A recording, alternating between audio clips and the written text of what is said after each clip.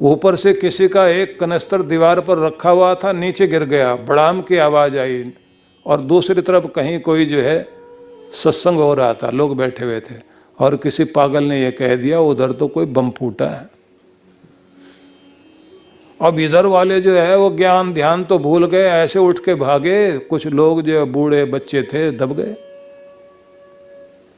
अब आप क्या कहेंगे? एक विचार उठा ना, विचार ने एक डर की भावना पैदा कर दी। डर भी तो एक भावना है। क्रोध भावना, डर भावना, निराशा भावना, जितनी भी भावनाएं, 42 तरह की भावनाएं सामान्य तौर से कही जाती।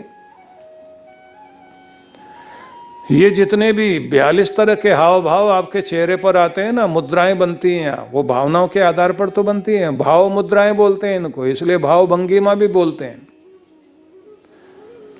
तो एक विचार, किसी ने कोई चीज गिरी और एक व्यक्ति ने आके बता दिया कि उधर कुछ फट गया है, कुछ लगता बम जैसी चीज है, और दूसरे ने कान में कहा बम बम बम, और उसके बाद भगदौड़। ये भी सुनने को तैयार नहीं, समझने को भी तैयार नहीं।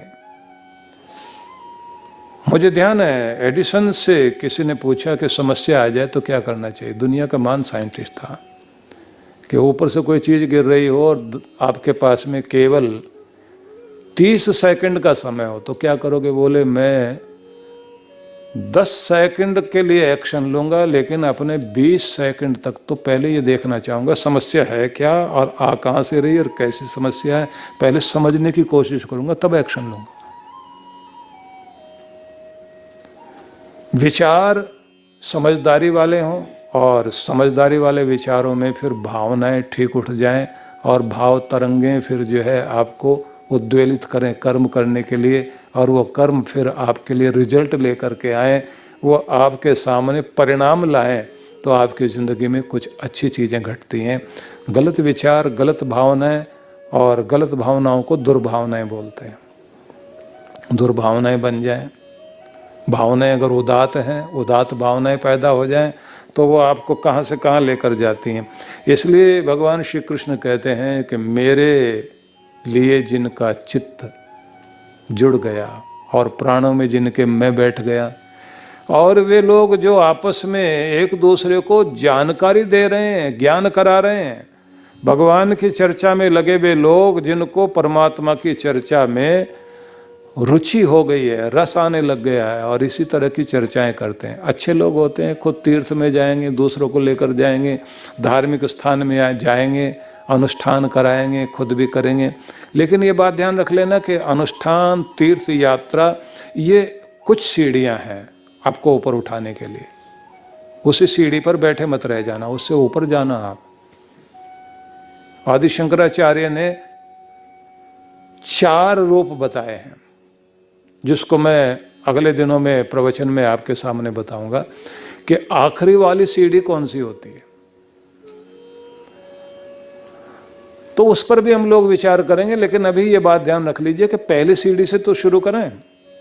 जाप भी करें, पाठ भी करें, तीर्थ भी करें, व्रत भी करें, यज्ञ भी करें, कहीं भी कोई जिस जगह बैठ करके परमात्मा की याद आती हो उस स्थान पर जाने की रुचि तो हमारी होनी चाहिए ना।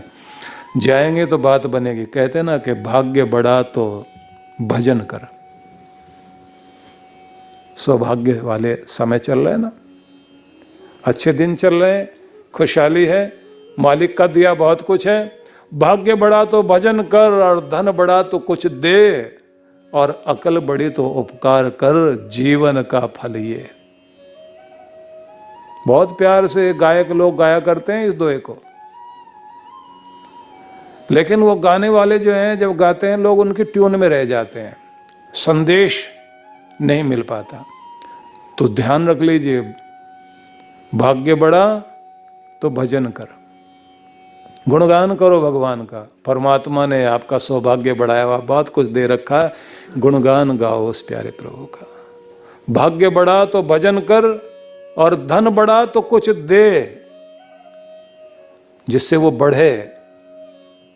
भजन करो इसलिए कि भाग्य और बढ़े, अच्छा हो, और धन बढ़े तो देने का नियम बना लीजिए। लेकिन एक बात ध्यान रख लीजिए, देना आता नहीं लोगों को। एक तो सही जगह दीजिए। सही जगह का मतलब है जहां सच में जरूरत है। इसलिए कुछ गुरुजनों ने अपनी परंपरा बनाई हुई है, उनके भक्त केवल उनके अपने गुरु के धाम में उसी में लगाते हैं, और वो कहते हैं कि मेरे गुरु का संकल्प मेरा संकल्प है। मेरे गुरु ने जो भी प्रकल्प शुरू किए हैं उन प्रकल्पों को पूरा करना ही मेरा भी लक्ष्य है, क्योंकि गुरु परिवार में हूं मैं। गुरु का एक बड़ा परिवार है, गुरु का एक धर्म परिवार है, गुरु का एक धर्म क्षेत्र है। उस धर्म क्षेत्र में ही जुड़ करके मैंने कार्य करना है कि अगर वो अनाथों के लिए काम करते हैं, वृद्धों के लिए काम कर रहे हैं, अगर वो हॉस्पिटल बना करके रोगियों के लिए, जरूरतमंद गरीब रोगियों के लिए काम कर रहे हैं, अगर गौशाला के माध्यम से काम कर रहे हैं, अगर वो ज्ञान का दीप जला करके अनेक अनेक ऐसे लोगों को, झुग्गी झोंपड़ी में रहने वाले लोगों के लिए कार्य कर रहे हैं, तो मेरा फर्ज बनता है कि मैं उसी यज्ञ में आहुति देता चला जाऊं। 4 अलग अलग तरह के हवन कुंड ना बना लूं। एक हवन कुंड में नियम पूर्वक अपने घर में कमाई आए तो पहला, जैसे रोटी बनने से पहले पहला टुकड़ा मीठा लगाकर, थोड़ा घी लगाकर अग्नि में डालना। अग्निर्वै मुखम देवानाम, देवताओं का मुख अग्नि है। उस अग्नि में आपने आहुति दी तो सब देवताओं को पहुंच जाएगी। गौ को आपने गौग्रास निकाल लिया। मजा तो ये है कि ये सारी चीजें करने के साथ साथ में ये कहते हैं कि आपके घर में धन आया, उसे पवित्र करना बहुत जरूरी है। पवित्र करना है तो उसमें से दशांश नियम है, 10वां हिस्सा भगवान की राह में लगाना चाहिए। लेकिन कलयुग है, वो कहते हैं कुछ कम हो सकता है क्या? कुछ थोड़ा कंसेशन मिलता हो। भगवान के मामले में बार्गेनिंग करते हैं, कोई और तरीका बता दीजिए। करने की तो इच्छा है। एक महिला का फोन आया पूना से, उन्होंने कहा कि हम जो है ना आपके वचन सुनते हैं, हमें बहुत अच्छा लगता है और आपकी कृपा मिलती है तो हम लोग समस्याओं से बाहर भी निकलते हैं। लेकिन आप जो ये कहते हैं ना कि दान पुण्य भी करना चाहिए, ये सुन के हमारे मन में बहुत अच्छे भाव आते हैं। लेकिन हमने तो पूरी ज़िंदगी लिया ही लिया है, हमने तो कभी किसी को दिया नहीं। तो अगर देने के लिए चले भी जाएं वो रास्ते से लौट आते हैं, और अगर वहाँ पहुँच भी जाएँ तो उसके बाद में पॉकेट से निकाल भी लिया तो भी जो है हाथ कांपने लग जाते हैं, फिर वापस रख लेते हैं, चुपचाप वापस भाग आते हैं। इसलिए जो है ना कमाल की बात है, हमारे यहाँ कहा गया है एक होता शूरवीर प्राणों की बाजी लगा दे, एक होता धर्मवीर जो धर्म के लिए पूरी जिंदगी लगा दे। अधर्म नहीं करना, जो कुछ भी होगा धर्म पर ही चलेंगे, कितनी भी कठिनाइयां क्यों ना आए, धर्म का मार्ग नहीं छोड़ना, उसे बोलते हैं धर्मवीर। प्राणों की बाजी लगाए वो है शूरवीर, और जो अपने धन में ममत्व हटा करके और सही दिशा में लगाने लग जाए उसको कहते हैं दानवीर। ये वीरता है। एक होता है कर्मवीर, कर्म से जी नहीं चुराएगा, जिंदगी के अंतिम क्षणों तक भी अपने हाथों से कर्म करता रहेगा। वो स्वयं सेवक बन करके जीता है, दूसरों का सेवक बनेगा, दूसरों को अपना सेवक नहीं बनाएगा। तो ये दानवीरता भी जो है ये वीरता है। लेकिन मैं आपको बता रहा था कि देना नहीं आता लोगों को। दिया कैसे जाता है? जब आप हाथ में लें और देने लग जाएं तो बहुत गदगद होना और धन्यवाद करना, इस लायक बनाया मेरे प्यारे परमात्मा तूने कि मेरे पास आज देने के लिए है, और ये कृपा हमेशा बनी रहेगी, क्योंकि अब मैं दानवीरों में, दानशीलों में मेरा स्थान आ रहा है। तेरी राह में तेरा दिया हुआ अर्पित कर रहा हूँ। त्वदीय वस्तु गोविंद तुभ्यमेव समर्पये, मेरे दाता मेरे गोविंद तुम्हारा दिया हुआ तुम्हारी राह में मैं बो रहा हूँ। और फिर उसी तरह महसूस करते हुए जैसे दे रहे हैं, मन मन में भाव रख लें कि ये दिया हुआ मेरा भूमि में उपजेगा, परमात्मा के नंदन वन में मैं इसको बो रहा हूँ, और ये अनेक गुना फल लेकर मेरे जीवन में सुख सौभाग्य लेकर, मेरे घर परिवार में सुख सौभाग्य लेकर लौटेगा। क्योंकि परमेश्वर कुछ भी रखते नहीं, लौटाते हैं। लेकिन मैं लेने की भावना से नहीं, देने की भावना से दे रहा हूँ। ये पुण्य है, ये धर्म है मेरे जीवन का, मैं इसे अर्पित करने चला हूँ। अपने घर से ऐसी भावना रखकर जिस जगह आपने देना है, जहाँ के लिए आपने वचन दिया हुआ है, वो मांगने आए आपके पास, उससे अच्छा ये है आप जाकर के देकर आओ। खुद देकर आइए। खुद देकर आएंगे तो आप समझ लीजिए कि आपका कहीं पैसा फंसा हुआ है, आपको जाकर उससे मांगना नहीं पड़ेगा, वो खुद ही देने आ जाएगा आपके पास। भगवान भी तो मदद करते हैं ना। लेकिन इसका ये मतलब नहीं है कि आप ये सोचो कि मेरा जो 10 करोड़ फंसा हुआ तो आज 10 रुपया मैं दे करके चलूं तो कम से कम देखता हूं कि उधर से आता है या नहीं आता। कुछ लोग तो कह देते हैं भगवान अगर इतना देता है तो फिर इतना मैं तुम्हें दे दूंगा, तुम्हारा हो जाएगा इतना। हम तो अगर कहीं वचन भी देकर आते हैं ना कि अगर मेरा ये काम होगा भगवान फिर मैं इस मंदिर में दोबारा आऊँगा, और जब वहाँ जाने की बारी आती है 1-1, 2-2 साल बीत जाते हैं। आदमी कहता है जब मौका लगेगा उधर कभी जाएंगे तब देखेंगे। धर्म का सौदा, स्वामी रामतीर्थ बोलते थे कि धर्म का सौदा नकद सौदा है, उधार का नहीं है भाई। कल कर लूँगा, परसों कर लूँगा, फिर कभी देख लूँगा। ये धर्म का सौदा, नकद का सौदा आज अभी इसी समय धर्म को कभी भी करना हो, मन में आ जाए तो उसी समय सोचिए। क्योंकि पाप जब भी आएगा तो वो इतनी ताकत के साथ आता है, पाप हमेशा ये अधर्म, नकद का सौदा बन जाता है, वो उधार का नहीं रहता। अगर आप अधर्म को, पाप को, किसी दुष्कर्म को उधार पर डाल दो, कल सही परसों सही फिर देख लेंगे कभी भी, तो हो सकता है कि आप अधर्म से बच जाएं। हम तो धर्म को ही आगे सरका देते हैं।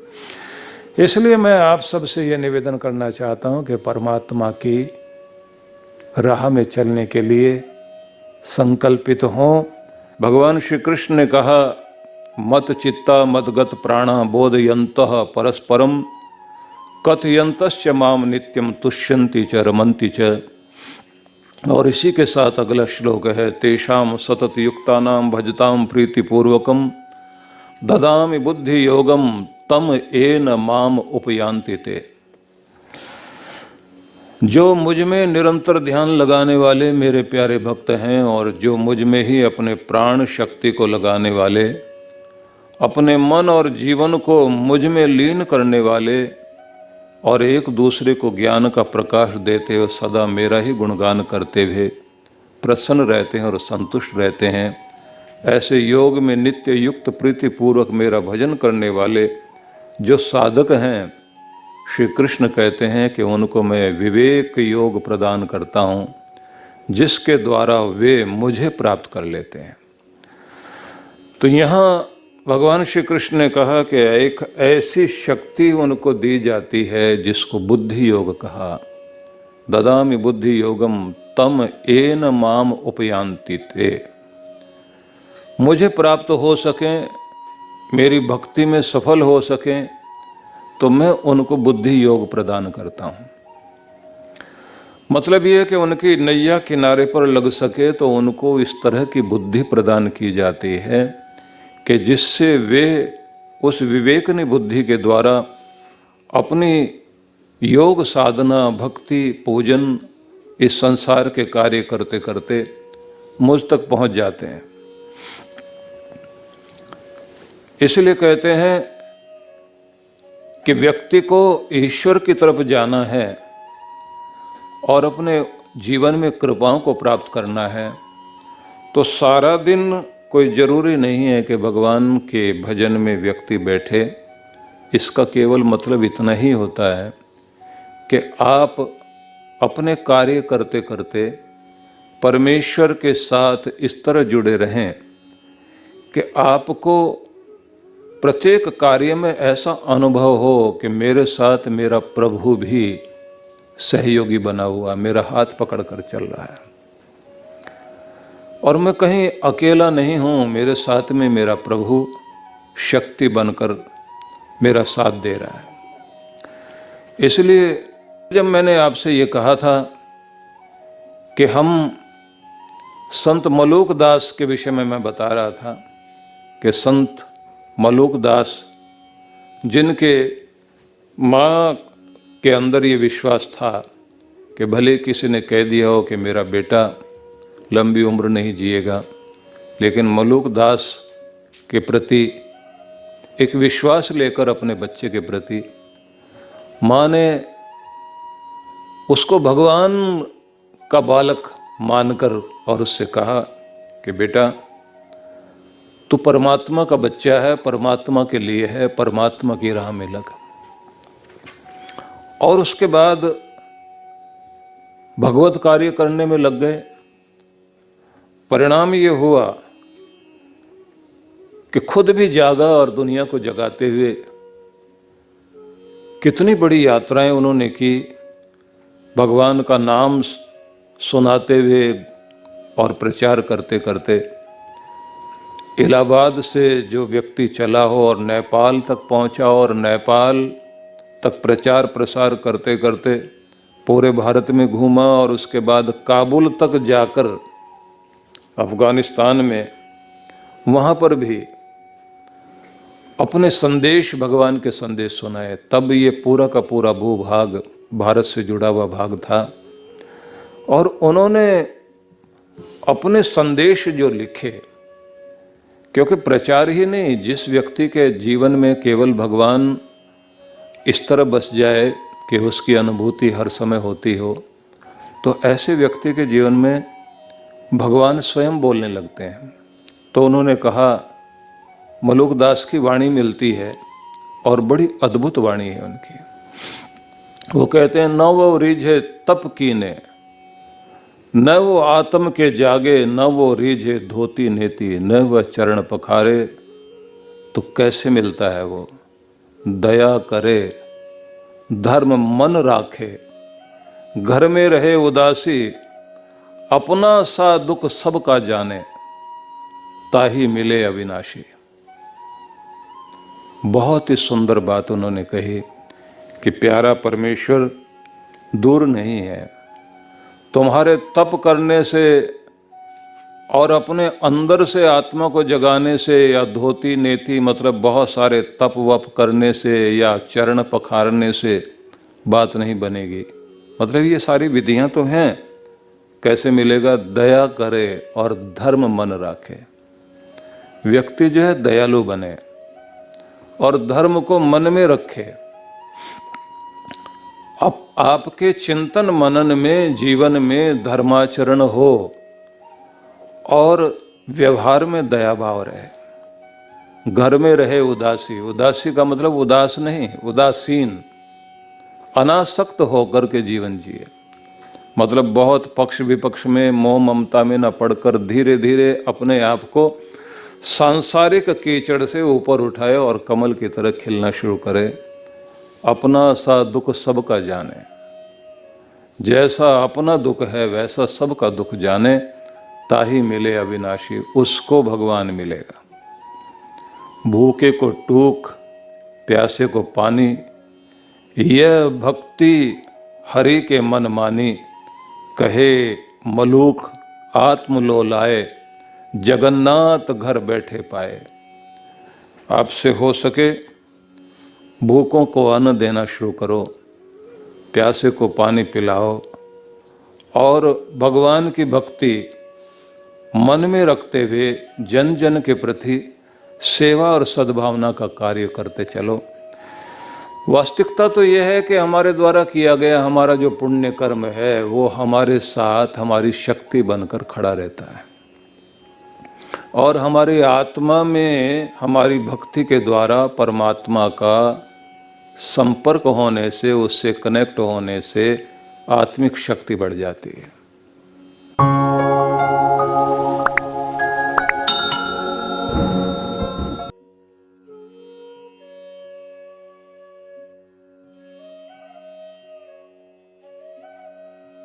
सत्संग के साथ थोड़ा सा आपको तरीका बताएंगे कैसे आप रोज बैठकर आनंद ले सकते हैं, भगवान की कृपाओं को कैसे प्राप्त कर सकते हैं। तो कल जब आपको बैठाएं तो प्रेम से आप बैठना और सीखना। तो आपसे मैं कह रहा हूं कि आपको संकल्प करना होगा कि नींद भी और हमारी आत्मा में हमारी भक्ति के द्वारा परमात्मा का संपर्क होने से, उससे कनेक्ट होने से आत्मिक शक्ति बढ़ जाती है। और परमात्मा का भजन जैसे जैसे हम करते हैं और उससे हमारा प्रेम बढ़ता जाता है तो हृदय प्रेम से परिपूर्ण हो जाता है और वो प्रेम जो है चारों तरफ फैलना शुरू हो जाता है। आप जहाँ बैठते हैं, जिनके साथ व्यवहार करते हैं, तो ये ध्यान रख लीजिए कि आपका व्यवहार इतना अद्भुत व्यवहार होगा कि सबके हृदय को छूने वाले बनोगे आप। क्योंकि किसी की बात ऐसी होती है कि दिल में उतर जाती है और किसी की बात ऐसी होती है वो व्यक्ति बोलने से ही दिल से उतर जाता है। दिल में उतर जाओ तो ये ध्यान रखना, ये कहीं ना कहीं हृदय को छू सके व्यक्ति, तो इसमें कृपा प्रभु की होती है। आपके हृदय का प्रेम सबको खींचता है। छोटे बच्चों के अंदर बड़ा प्यार होता है, इसलिए सबको प्यारे लगते हैं।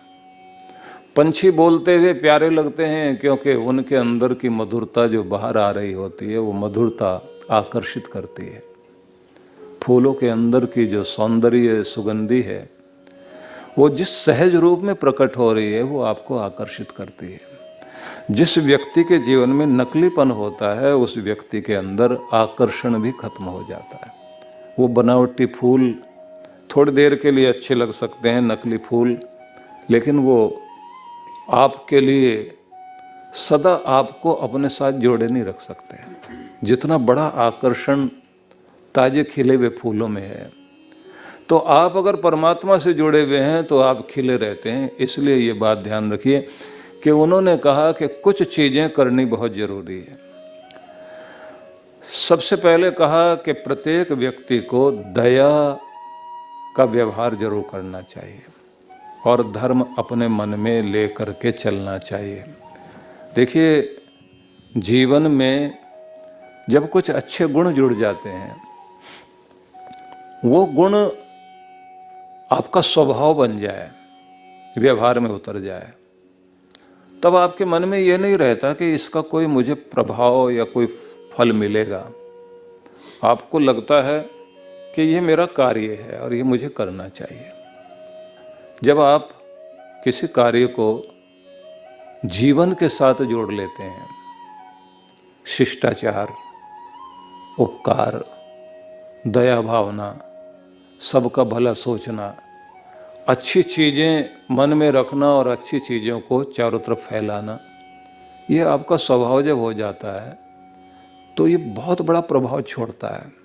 और कमाल की बात यह है कि पूरे यूनिवर्स में जो आप तरंग भेज रहे होते हैं उस समय, अपने अंदर के धर्म की, अपने अंदर की पवित्रता की, वो जो तरंगे जा रही हैं, उसी तरह के लोगों को आपकी तरफ खींचने भी लग जाती हैं।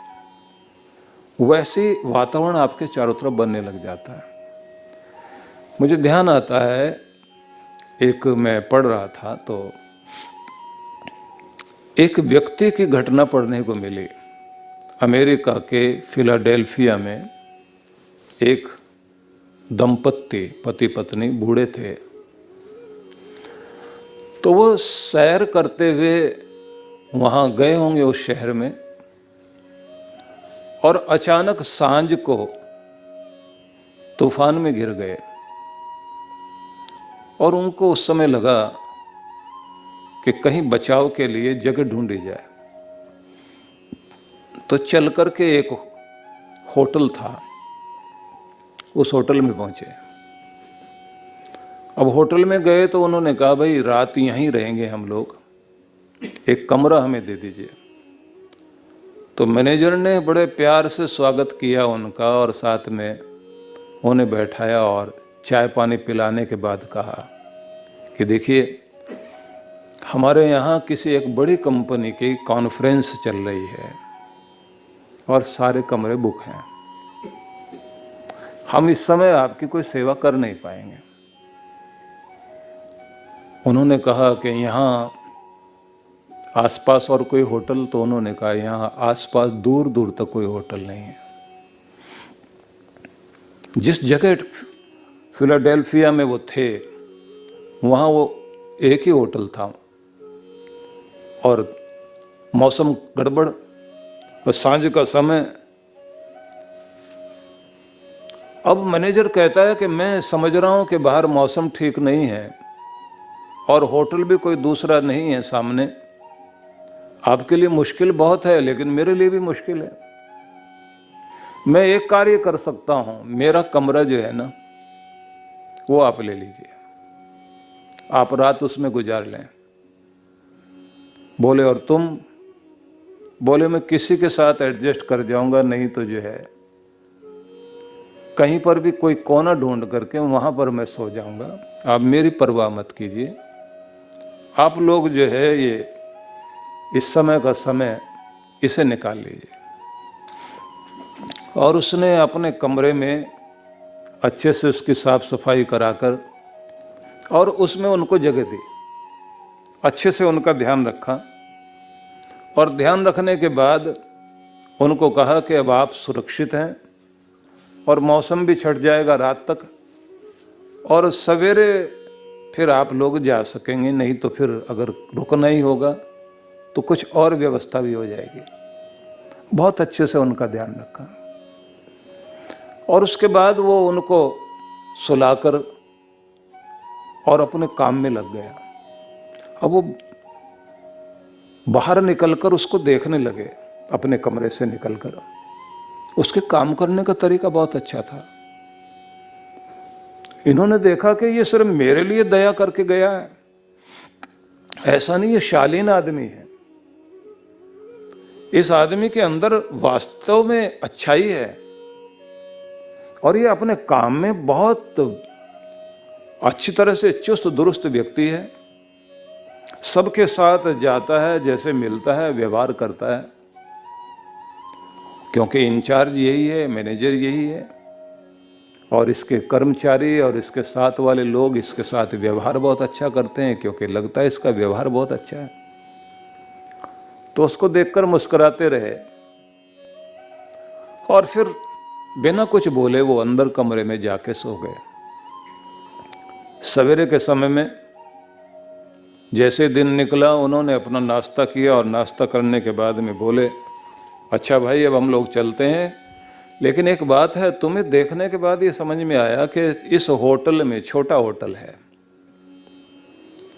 इस छोटे से होटल के काबिल तुम नहीं, तुम तो किसी बड़े होटल के काबिल आदमी हो। तुम्हारे काम करने का तरीका मैंने देखा और सबसे बड़ी बात है कि तुम अंदर से बहुत प्रेम वाले व्यक्ति हो, क्योंकि सब लोग तुम्हारे मेहमान हैं और उन मेहमानों को जिस तरह से तुम अपनापन दे करके ठहराते हो, ये बड़ी अच्छी बात है तुम्हारी और मैं तुम्हें याद रखूंगा। और एक बात बताऊं, मैं एक होटल बनाऊंगा और फिर मैं तुम्हें याद करूंगा। इतना सुनने के बाद वो मैनेजर मुस्कुराया और मुस्कुराकर बोला, ठीक है साहब, यहाँ तो रोज लोग आते हैं और तरह तरह के लोगों से मिलना होता है, लेकिन मैं भी आपको याद रखूंगा कि आपने मेरे लिए इतना अच्छा सोचा। और फिर वो उनको लेकर बाहर तक छोड़ने के लिए आया। तो जैसे ही वो जाने लगा तो दरबान से ये व्यक्ति बूढ़ा पूछता है, ये क्या मेरे साथ ही ऐसा नाटक कर रहा था या सबके साथ ऐसा ही करता है? बोले साहब आपके साथ तो कमी किया, ये सबके साथ ऐसा ही रहता है। वो बोले अच्छा, माँ बाप ने बहुत अच्छे से पाला इसको, अच्छे संस्कार दिए हैं, अच्छी भावना वाला व्यक्ति है। ऐसा बोल करके वो चले गए और बरस बीत गए, ये व्यक्ति भी भूल गया। लेकिन एक दिन इसके पास एक व्यक्ति आया और उसने कहा आपको बुलाया गया है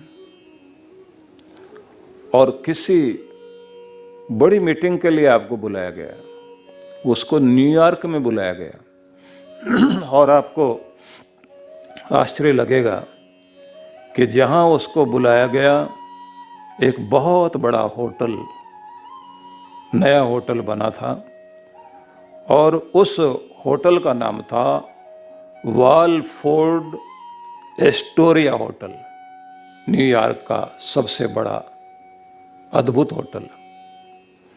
उस होटल में उसको बुला करके कहा गया कि आप आइए, आपसे यहाँ के मालिक मिलेंगे। और जो मालिक थे उनका नाम था विलियम वालफोर्ड एस्टर्ड।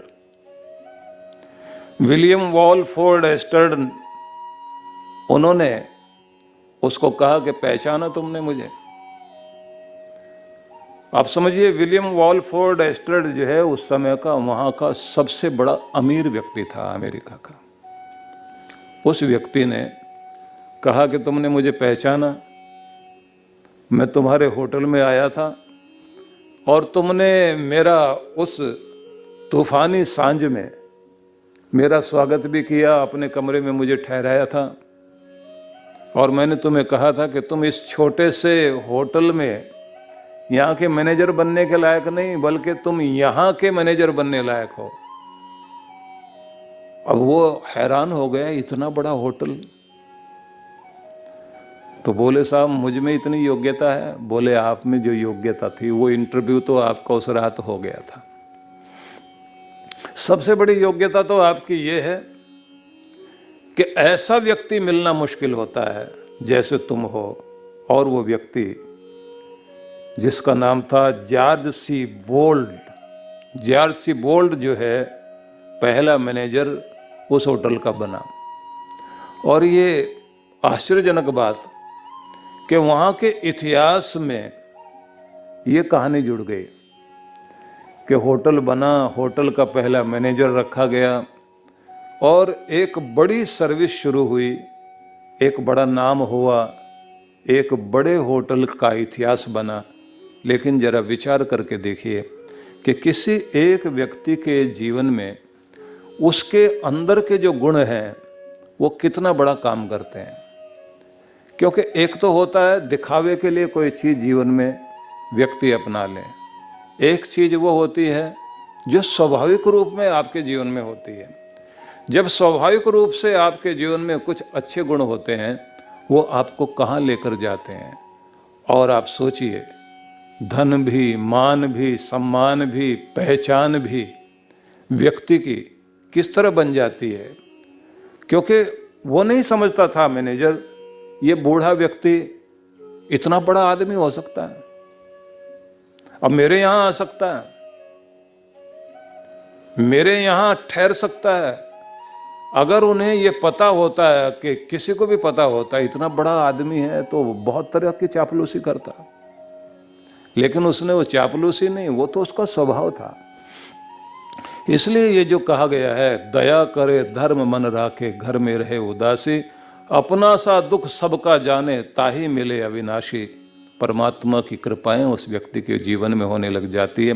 इसलिए मैंने आपको कल जो सुनाया था उसी प्रसंग में हम लोग आगे बढ़ते हैं। भगवान श्री कृष्ण कहते हैं, मत चित्ता मत गत प्राणा बोधयंत परस्परम। जो निरंतर मुझ में अपना ध्यान लगाए रखते हैं मेरे भक्त होते हैं, जिनके जीवन में भक्ति चलती रहती है। तो एक तो पहली पहचान उनकी है सतत चिंतन प्रभु का चलता है। छोटी सी सिमरनी हर किसी को रखनी चाहिए, अपने हाथ में रहे, चलते फिरते जब भी मौका मिले अपनी सिमरनी जपे। उसका जीवन प्रभु को समर्पित होता है। मदगत प्राणा, उसके प्राण और इंद्रियां भगवान में लीन रहती हैं। प्राणों में जिसके भगवान बस गया है उसी को याद करके अपने कार्य को शुरू करता है। और फिर कमाल की बात ये कही है, भगवत चर्चा में अपार हर्ष होता, कथयंतश्च माम नित्य तुष्यन्ति। जो भगवान की चर्चा करने में आनंदित होते हैं, रमन्ति च, और उसी में उन्हें आनंद भी आए, अपार हर्ष हो भगवत चर्चा करते हुए। प्रभु के अलौकिक बुद्धि, सामर्थ्य, विलक्षण शक्ति और पराक्रम और उनकी विभूतियों का गुणगान करके, भगवान का नाम स्मरण करके आनंदित होता वो व्यक्ति। मानना चाहिए कि इस व्यक्ति के जीवन में प्रभु की कृपा है, जो पूर्णतया प्रभु को समर्पित रहता है और जो इसमें तृप्ति अनुभव करता है कि चलो आज भक्ति हुई, आज भजन हुआ, कोई बहुत अच्छे लोग मिल गए, उनके साथ बैठकर कोई अच्छी चर्चा करने का मौका मिला, उसकी चेष्टाएं, उसका देखना भालना सब ऐसा कि जिसमें उसे प्रभु की अनुभूति हो। ध्यान रखिए, ऐसे लोग अपना एक दायरा बना लेते हैं, भक्तों का ग्रुप, भजन का आनंद लेने वाले जिनको भजनानंदी कहा गया है, उनका अपना एक ग्रुप होता है। अच्छे लोगों के साथ बैठना, भजन वालों के साथ बैठना, नाम सिमरन करने वालों के साथ बैठना, धर्म कर्म धर्म की चर्चा करते जाना।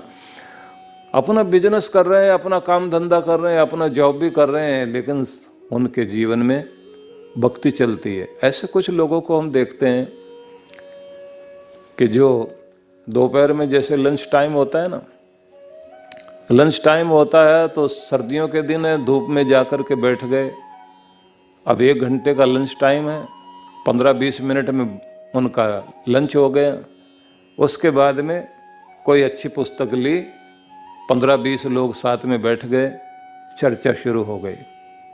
मैंने बहुत पहले ऐसे कुछ लोगों को देखा था। दिल्ली में बोट क्लब पर कुछ अलग अलग तरह के ग्रुप देखे, जो वहाँ के ऑफिस चलते हैं, उन्हीं के साथ में निकल कर के लोग अपना अपना ग्रुप बना करके बैठे हुए हैं। तो मैं वहाँ से चलता हुआ जा रहा था तो कुछ को देखा ताश खेलने बैठे हुए, कुछ बेकार की गप्पे मार रहे हैं।